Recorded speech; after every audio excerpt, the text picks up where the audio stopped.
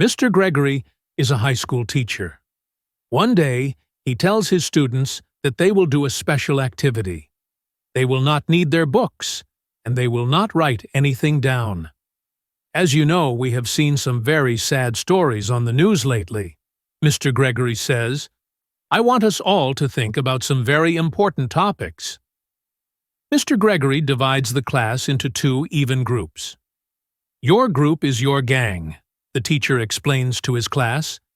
That means you are very close friends, and you will do anything to protect each other. The students in each group smile at each other.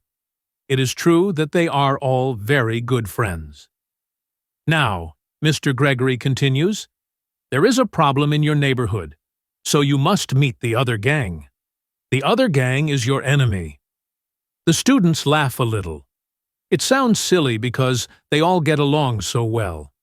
But Mr. Gregory looks very serious, and he is a good teacher. The students all try to focus on the activity and play their roles well.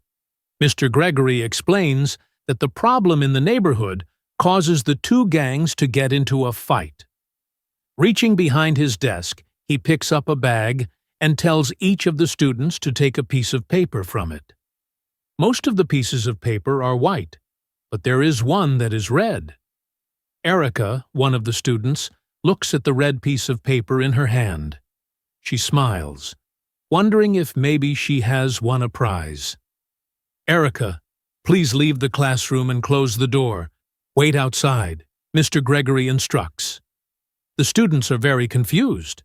Erica feels a little uncomfortable, but she leaves the room and closes the door behind her. Erica has been very unlucky, Mr. Gregory says to the class. She has been killed in the gang violence. Please look around. Without saying a word, the students all look at each other. Erica is missing, and they all feel strange without her there. She always says funny things and makes them laugh. The room feels too quiet. I want you to imagine how you would feel if you never saw Erica again. If she never ever came back to class, Mr. Gregory explains. All the students are quiet. It feels so sudden and wrong. They understand their teacher's lesson. People must never murder each other. When the teacher brings Erica back into the room, all her classmates hug her and explain the end of the activity. What a relief that she is really okay.